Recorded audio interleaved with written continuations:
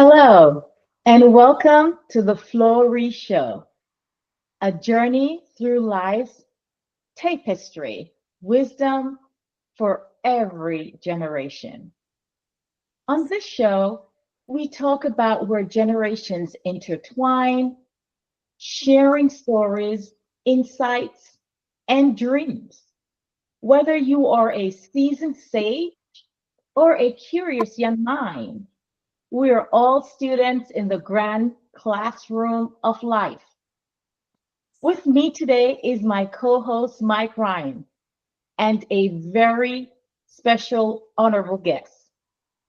I'm your host, Nicole Flowers, as we explore a tapestry woven with threads of collaboration, dreams, and lessons learned along the way. Mike, I'll turn it over to you to introduce our honorable guest. Sure. Thank you, Nicole. It's always a pleasure to have these conversations. Of course, thinking of someone that has impacted me, he's been a mentor, and someone I've literally known all of my life. I tell this story often because they say, "How long you been in healthcare?" And I said, "Well, I've been in healthcare all my life." And they show, "Sure, maybe for 10, 15 years when you were born." No, there's a photo of my mother pregnant with me at the American Hospital Association before I was born. So I've literally been part of healthcare for that many years. With that being said, here's my mother, Ann Ryan. Thank you for inviting me. Great to have you, Mom. I think you have some great wisdom. I don't know if people want to know your age. I know I get often mistaken as your husband over the past 40, 50 years as Yeah, that was a while ago. Yeah, but still, it, Proud of it's it. it's a testament to your youth, your youthful energy, and who you are. And so I think that one of the reasons when I talked to Nicole, you have started companies, you have scaled companies internationally, and you also been a mother of 8 and 7 surviving kids, because I always keep Karen in our thoughts. So with that, I'll turn it over to Nicole, and the two of us will ask you some questions of, just your life journey, which is very, very remarkable. And thanks for that, Mike. And it's indeed a pleasure having you. Your life is a testament to entrepreneurial spirit, creative problem solving, and an unwavering dedication. From your early ventures to your current leadership roles, your journey reflects not just resilience, but passion and a commitment to making a lasting impact. And we're so happy to have you on the show, and welcome to the FlowRy Show, where we will share with our audience and just dig in on your life's journey. And if I may just start out with, I view you as a visionary entrepreneur. You have successfully founded and managed, to Mike's point, several international companies. And why don't you share with our audience what had inspired you to become an entrepreneur? And what was your first business venture? What inspired you to become an entrepreneur? Well, what inspired me was my oldest daughter was 17, going ready to go to college, and we had been promised stock in the company with the other company for 13 years and never got it. And so I said to my husband, "We've got to go out on our own. We've got to pay tuition," and we wouldn't have been able to do that with the other company. So that was my motivation. Money. Yeah. And I would just give us some context. Of course, I was only 9 years old and helped lick stamps and send out the envelopes of launching that company, Ryan Advisors. But I think that it's important for folks to know that here's a mother of 7 kids, right? And just bought a new house, I believe, and within a few years. And how many people would do that? Yeah. Well, that's what the old boss was feeling. I mean, he thought we wouldn't go. He didn't know me, and we had kind of let him know that we were going to go on our own if we didn't get stock in the company. And finally, one day, we just had to do it. So, And And your decision truly demonstrate just how you live your life. It's a testament to determination, resilience, and as I've shared before, passion. Learning from Mike, you came from humble beginnings, and Yeah, here grits and motivation. You told them, I'm going to go out and launch my business. And I can imagine the strategic thinking that went into play, as well as the dedication that you had to your family and your community. I mean, just your ability to balance raising 8 children. I mean, you raised 7, but you had right, 8, right? right. While building your career. It's truly remarkable. Just share with our audience, and Mike, do share your perspective as well. Sure. How did you manage achieving this demanding balance? Raising a family, being close to your community, as you demonstrate that unwavering passion on driving your business successfully. Well, we were very lucky.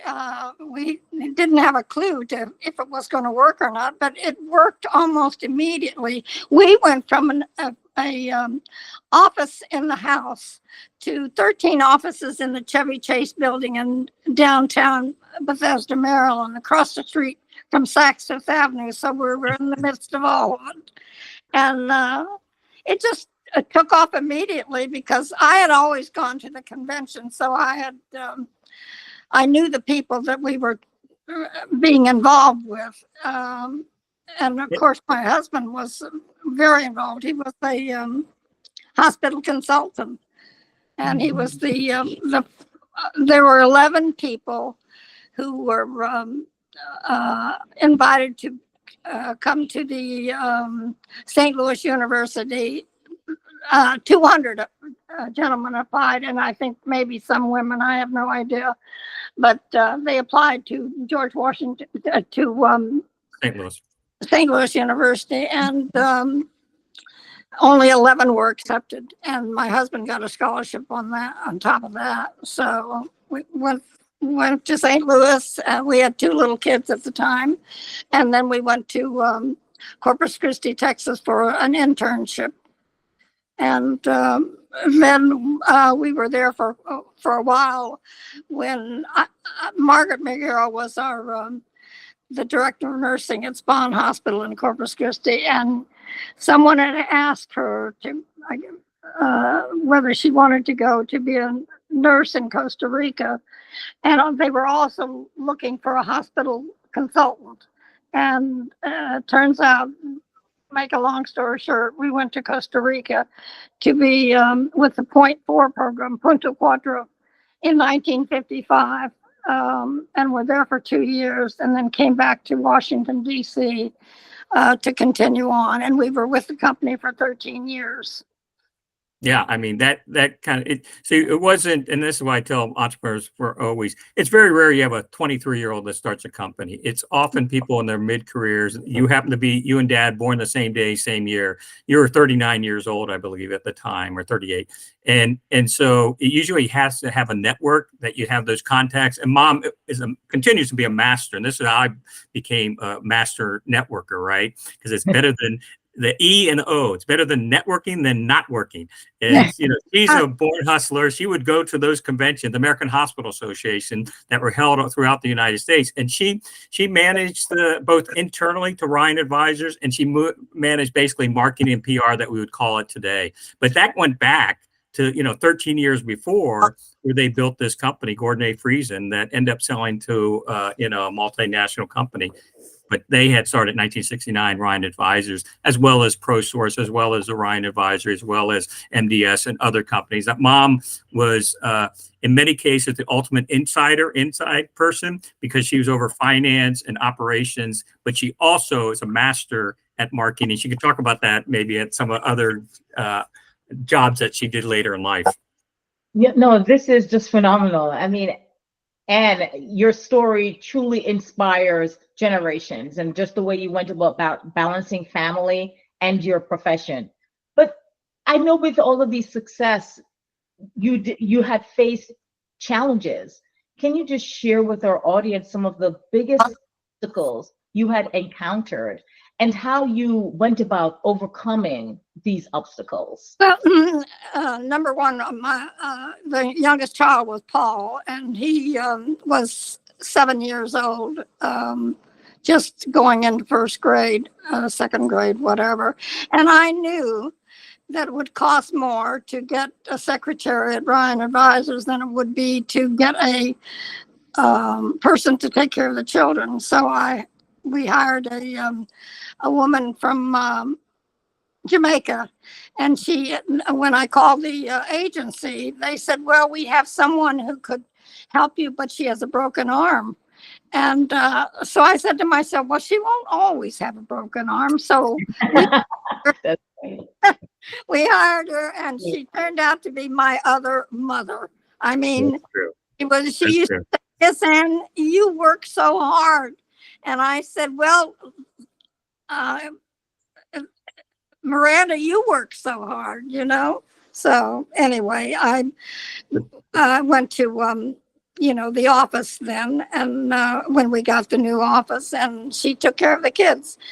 And when the other kids were older, they went to St. John's Military Academy, and I had them come to the office I didn't want them. I got home every day at 3:00 to be home with the kids. But then when the Mike and Paul, no, it was Stephen and Paul, I had them come to the office so that I didn't have to stop at 3 anymore. But anyway. Yeah. But just a little disclosure, Mom. I don't know if I tell by her accent, but Nicole is an immigrant from Jamaica as well as her mother. You are? Oh my. Yeah, and I took that as a sign. I didn't disclose that to her, Nicole. Nor did I tell you about Miranda Scott, who was. We took my parents to Jamaica for their 50th wedding anniversary, and I met all her family. I mean, Miranda was like another mother to me. And as I said, and when the kids asked me one year what I wanted for Mother's Day, and I said, Miranda's in the hospital. I said, well, she no longer worked for me. The kids had all grown up. And so we all went to the hospital to see Miranda before she died.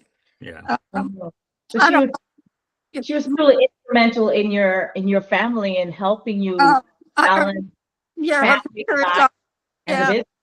Yeah, Well, on my refrigerator. And back in the 60s, Nicole, I learned to eat plantain man and all the other thing by Miranda Scott. Oh, Mike. she was definitely an important part of our lives growing up, and that could be another story. But definitely part of our legacy and who we are and how we are impacted by different people in our family. Mom and Dad weren't political, but they were involved in a lot of things. Mom was involved with Goodwill and taught me how the importance of giving back. And she was on the different organization, not for profit. She was on the Duke Ellington School of Performing Arts. Mom's an artist. I'm a fifth and generation artist on both sides, but Mom is an artist who went to the Corcoran. And maybe tell so many stories about the Corcoran, Mom. I mean, and this is a good segue, Anne, because not just your professional family life, but you have truly demonstrated the art of leadership, and your expertise extends beyond just the corporate sphere. As Mike started rattling off some of the boards, prestigious boards, may I add, that you have served on. Why don't you share with our audience what motivated you to serve on these various boards, including both corporate associations and nonprofits? Share with us some of the reasons that had motivated you to. Well, the Duke Ellington School of Art, of course, I wanted to be obviously involved with that. I was on the board for 25 years. That's my motivation, the art. Anyway. And impacting young, impressionable folks, right? As far as that, and giving, I mean, she's an artist, right? But not a performing artist, but a graphics, painter, sculptor, and the like. And so I think that, and I take Mom and drop her off at the university, at the high school in Duke Ellington, and it's always a thrill to see what impact. And years later, I mean, in the past 2 years, I've had contact with people from the Duke Ellington who have been alumni, and the impact that she's had with them over the years. Michael, have you seen the new Ellington School of Art? I mean, I it's have not. I have not. unbelievable. It's Yeah. unbelievable. I took Dale with me. Oh, okay. Well, I can only imagine that there has been particular meaningful accomplishments that you have been called upon to continue demonstrating your strong leadership acumen, and I'm so impressed with your board service, your leadership styles that has evolved and you have adapted, your active listening and your strategic collaboration. Share with us how you have changed your leadership style or adapted your leadership style over the years, and what advice would you give to aspiring leaders who are listening to us today? Well, I think you have to have a lot of energy. I certainly did. That was one of the reasons I got so involved, because I had so much energy, and after the kids had grown up a bit, I didn't need all that energy to raise a family. So that's why I really got involved with the different boards. And in addition to your energy, I've heard we talked about some of the cultural experiences that you have had going to Costa Rica, building those diverse teams. I can only imagine that as also allow you to hone in on your leadership styles, as well as just encouraging innovative thinking, because working in a different country, working with different people from diverse backgrounds, there has to be some amount of calculated risk that you had to take. Sure there were. And of course, in Costa Rica, we had a revolution every other day. I think it was involved with sugar. But all we knew to do was to stay inside the house and pray. And hope there wouldn't be earthquakes, right, Mom? And the earthquakes were scary as could be. The day after we had the first earthquake, I said, I'm going home. I'm going. But 12 years later, you're still there. You Yeah. So something kept you there. Well, she had my older brother there, so that was one thing to start up. My first boy was born in Costa Rica. And what happened coming back, Mom, if you don't mind me prompting you on that? Well, coming back for vacation, we came back through Cuba. Is that what you're talking about? Yeah, I think so. We had to stop in Cuba. I don't know why, because normally we came back, we came through Mexico, but we came back from Cuba this time, and they put the plane down, and the soldiers got on with their machine guns, and they told everybody they had to get off the plane. And the pilot came back and he said, she's a nursing mother. She's not getting off that plane. He could have been killed when I think back on it. But John was 3 weeks old, and they let me stay on the plane. And the three little girls and Jack had to get off, and the pilot had to get off, and they left me on the plane. And eventually, everybody came back on the plane, and we were off. It's a wonderful story. I can think of that your grandson, who's now a pilot for United, would have done the same. I'm sure he would have. And then so you came back to the U.S. And once you established the company and all that. What were some of the travels that you did related to the company in Singapore, Italy, Jakarta, Beijing, Taiwan, Kenya? Kenya. Oh, your Kenya story. Well, that doesn't relate to this, so I'm not going to talk about that. But one day I will. It has nothing to do with this. This was years. Celebrating George Adams's birthday, right? Okay. Life in the Shimba Hills in Mombasa, but it's not that. Well, maybe just the scariness of it. But anyway. Well, I think it shows who you are as far as tenacity, resilience. Thank you, Nicole, and ability to survive, because it was literally. The car went over an embankment. We had a Jeep. It went over the embankment, and we could not get up. And you're not supposed to ever get out of the car in the Shimba Hills in Mombasa. I mean, there was everything. You were lunch potentially. I got up on top of the car,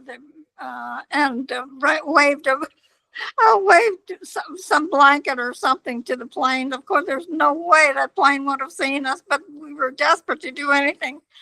And we spent the night in the car.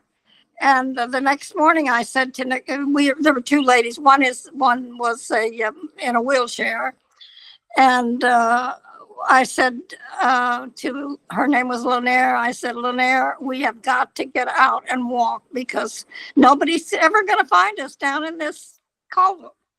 And so we did. We walked for, I think it was 6 hours we walked. And I had on yellow short shorts, I remember. And my feet were bleeding by the time I got to the Shimba Hill gates. And when we told the guy that we spent the night, he wouldn't believe us. But we had spent the night in the hotel. The car never came by. We'd look up on the hills and there would be elephants, and we passed to we didn't see them. We only heard the two herds of elephants, and I didn't think of it while I was going, but if I had thought about snakes, and there were plenty of them there, I would have been beside myself, because I could take elephants, but I couldn't take a snake. Anyway, we got to the Shimba Hill gates, and we got a gentleman to come and get a rope, and not a rope, but a chain, and get us up and get us on our way. Wow. And then after we came home from Kenya, and that's when I found that my sister's funeral was going on. My sister had been sick with leukemia for 8 years, and I came back and I couldn't find one kid to tell me what was going on with Claire. Everybody was, the answer were on. But I called her mother-in-law and I said, how's Claire? And she said, oh dear God, Ann, hasn't someone told you that Claire died? And her funeral's today. And Amy had flown down to the funeral, but that's a little side that I didn't mean to put in there either. It's okay. So it's your story, and exactly your resilience and just your fortitude, what you encountered while you're in Africa, and then pivoting, coming back home, and dealing with the death of a loved one. It speaks to who you are, and just standing firm in your stance. But Mike started touching a bit on this, and you started describing it a little bit. Beyond your impressive business and leadership accomplishments, and you're also a talented artist, and you have creative expressions that brings joy to everyone around you. Can you share with us some of what had inspired you, number one, to enroll at Duke Ellington School, as well as you serve on their board? How did you go about it? No, it wasn't at the Correction. Duke Ellington School. I was at the Corcoran School. She went to the Corcoran School, which is now part of George Washington. And I knew how to draw from the time I was about 5 years old, and the nuns used to use me I had such a good eye that they would use me to hang pictures and things like that. But anyway, I've drawn all my life. I don't do a whole lot of it now. Michael started a Friday art class for the family that we do. Yeah, we've got to continue it. That broke up for a little bit. I can't remember why. You got busy and I got busy. We got busy life. But didn't you, Mom, weren't you at Hallmark or something, get some prize? No, I went to Hallmark. Although I worked for Hallmark when I was in high school. I was 16 and I worked. They had they came up to Leavenworth. I learned how to count. I was 16 and I was making, some money. Not very much, I'm sure. But I was taught how to count. You counted by threes. And then when I graduated from Immaculata, I did go to Kansas City and did go to Hallmark and took some of my stuff, but I wasn't hired. They didn't need an artist at that point. So I found another job. My mother took my best friend Evie and I to Kansas City, and we lived in a Catholic home for working girls. And we're there. And it wasn't a convent, right? No, it wasn't a convent, but it was run by nuns, and you had to be in by, I think it was 10 o'clock. And I found a hole. This is not something to do with work either, but I found a hole in a window downstairs in the basement, and the gal who would watch the door at night, name was Lillian. And I would go out the door, and I'd go around to it was a convent at one time, and go into that window, and I'd come out again. I'd say, bye, Lillian. And when I did that about 5 times, she thought she was going crazy. So I think another kind of taking basically your first job there in Kansas City to going to one of your final jobs as far as actual professional W-2. Can you tell us a little bit about again, my dyslexia, GRPS or whatever the acronym is? GRS, yeah. Well, I had, after we had sold the company, I was not working for about 3 years. And I just got bored. I could, do so much tennis and so much luncheons and so much bridge, and that I said, God, find me a job where I don't have to go out into traffic. And my son had just graduated, Paul had just graduated from college, and he was looking for a job, and the paper was laid out, and there was a column that was about 8 inches long, one column, and it was looking for a membership services coordinator, and you had to write. Well, it was right up the street, Grosvenor. I live on Grosvenor Place, and that was Grosvenor Road, I guess it is. And I took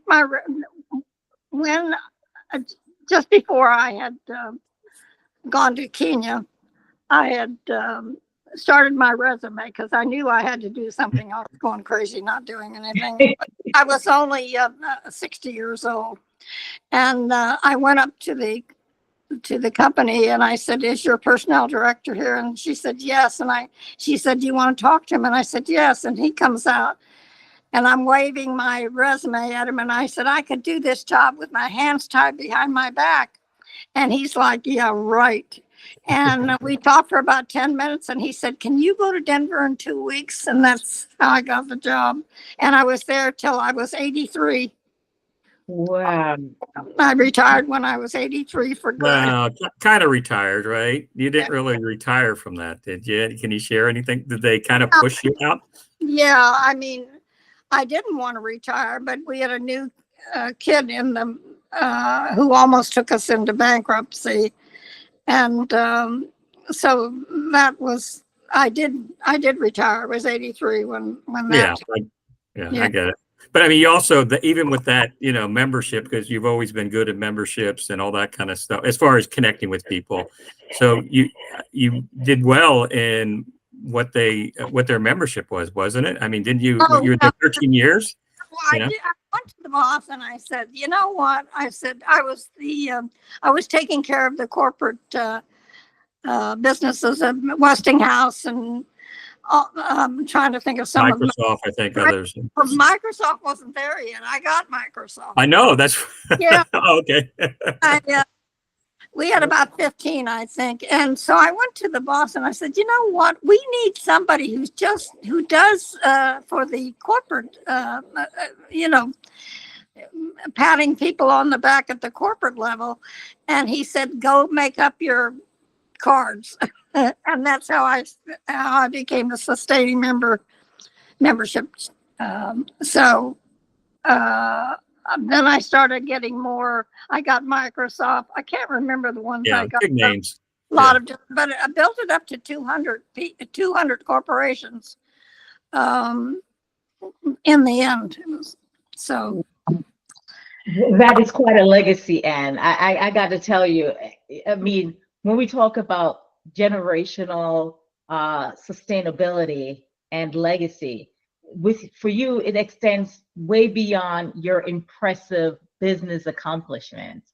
your devoted mother, grandmother, great grandmother, and you have instilled certain family values around determination, resilience, and passion.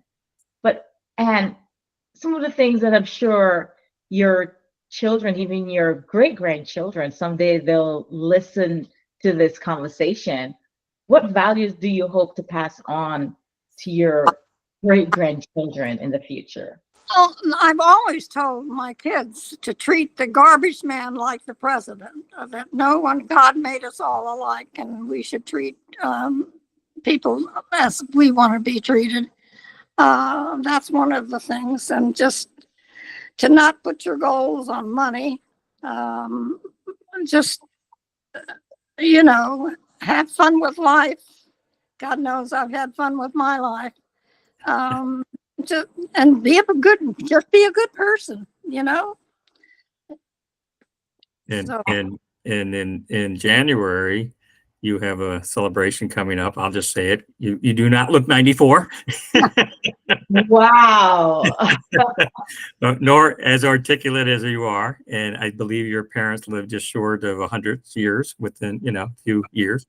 And so you got a great legacy. We still have, as I kiddingly say, I'm not going to live as long as my mom to be 94. I'm going to live to be 100. And Yeah. mom's going to be there celebrating with me. And she's 129. well, Methuselah, think about it. Yeah, why not? Anyway. And your legacy, it's truly a life of vision, compassion, and enduring influence. You are indeed a shining example of determination and love. And you have truly inspired not only me, but our viewers and future generations, just reminding us that one life can make a profound difference. Do you have any closing comments for us as we close out today's segment for our viewers? Any last words or nuggets that you would like to share? Just be a good person and try to have fun in life. I've always had fun in life. You have find something that you can do that you like. As you've heard zillions of people say, you never work if you find something you like.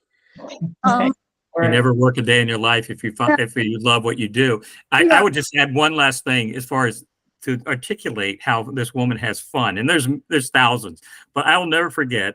I was a White House intern, and mom was very involved with politics and stuff like that, but not inside administration. But we were often invited to go to the presidential box because her best friend was, since grade school, was the president of the National Theater, and he was a mentor of mine, Don B. Murphy, who ran the drama department at Georgetown, but then also the Kennedy Center. And mom, being who she is, wanting to be a little, mischievous, well into her 50s, decided to stand on her head so she could say she could in the presidential box over the presidential seal. I and her sister were all mortified, except for one thing. Thank God she was wearing pants. Wow. And not a dress. Talk about sharing stories and building connections and having that common understanding. And thanks for being with us on the FlowRy show today. As we navigate the tapestry of life, remembering that every chapter offers new lessons, as you have imparted and with our audience today, opportunities and connections. You have embraced your journey and have encouraged us to embrace our journey and cherish those moments. So thanks for coming. Thanks for allowing us to learn from you. Thanks for allowing us to continue growing and inspiring us to grow. Thank you, Nicole, for inviting me. And thank you, Michael, also for recommending me. Yeah, it was Nicole. At some point, maybe we'll get her mom out here as also an entrepreneur, an immigrant, that she's done amazing things as well. So I'm sure. Absolutely. Thank you all. And it's bye for now, and we'll talk soon. Okay. Thank you, dear.